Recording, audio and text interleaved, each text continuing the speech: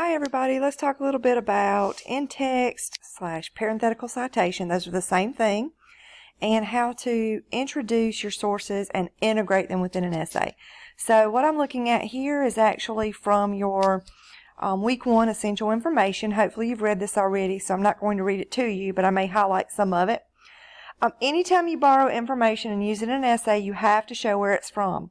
So if it's direct wording, then you have to use quotation marks around it, okay? And you do need in-text citation or parenthetical citation, or at least if there are no page numbers, to give credit to the source. So if you've already mentioned the author's name in the sentence, you don't have to repeat it at the end in your parenthetical citation. If it is indirect citation, that's also known as paraphrasing, and you still need to give credit to the source, okay? So this is an example of direct wording, right? So you see my quotation marks here, and then you see my page number here. I've already said the author's name here, so I don't need to repeat King right here in front of this page number. Note where I've put the period. The period goes within quotation marks unless there's parenthetical citation at the end, in which case it goes at the very end. This is when I've paraphrased, okay? So notice that there are no quotation marks, right? I have put this completely into my own words. Even if you borrow a few words from a source, you still need to put those words, if they're in a group, okay, in quotation marks, just to be very clear that those are not your words and you've borrowed them from somebody else. When there are no page numbers because you're using an internet source, for example, and that's going to be the case with your selections for Essay 1, those are all internet sources, and so you're not going to have page numbers on them. Then you do not have to put the page number at the end. So then that period is going to go inside the quotation marks. Okay? If the source is not stated in the sentence, however, if you don't say Ben King here in this sentence, then you have to put his name here. Note that there is no comma, there's no P for page, or anything along those lines. Okay? Just author's last name and page number.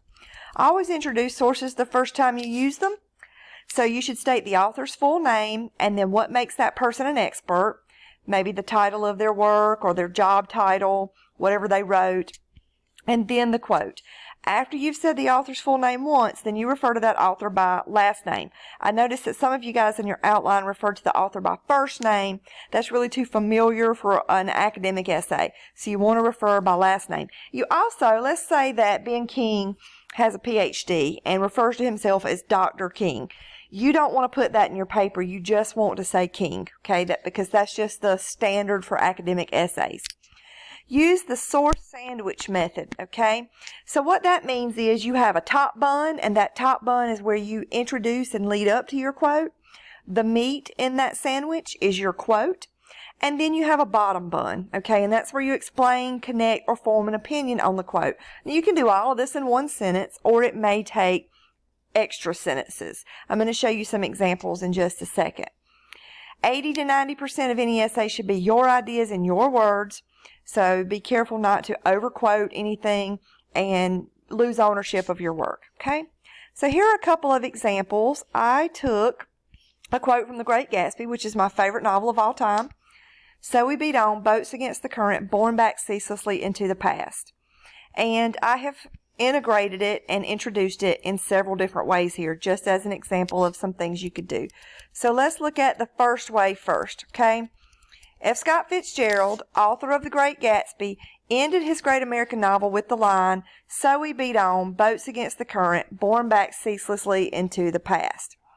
Fitzgerald, oh look, I have a typo, let's fix it, was expressing how inevitable the past is, no matter how hard we try to escape it. So here is my top of my bun, right? My top bun. Here is my meat on my source sandwich. And here is my bottom bun, right? Okay. Next one. The last line of The Great Gatsby, often considered the great American novel, suggests that the past is inevitable no matter how hard we try to escape it. I've put a colon here. Now, a colon can only come after a complete sentence. Just a little grammatical tidbit there. And here's my quote. So we beat on, boats against the current, borne back ceaselessly into the past. All right, notice I didn't say Fitzgerald's name in this quote. So guess where I put it? Here in my parenthetical citation. All right, last one.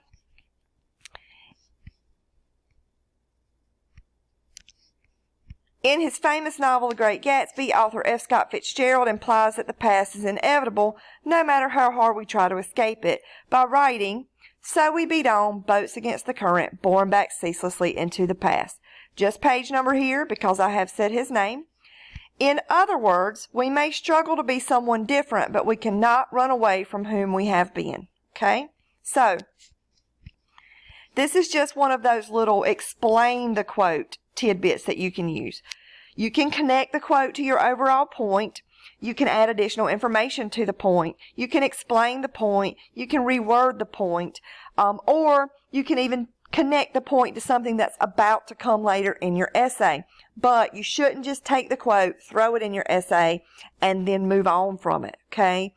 And that's another reason why teachers will often tell you don't end a paragraph in a quote, because when you do that, you're not connecting it or explaining it. You're just leaving it there. It's like a freestanding quote, and it's not nearly as effective. Of course, you should always pick your quotes very carefully. Make sure that whichever ones you pick are optimal for your essay and help you get your point across.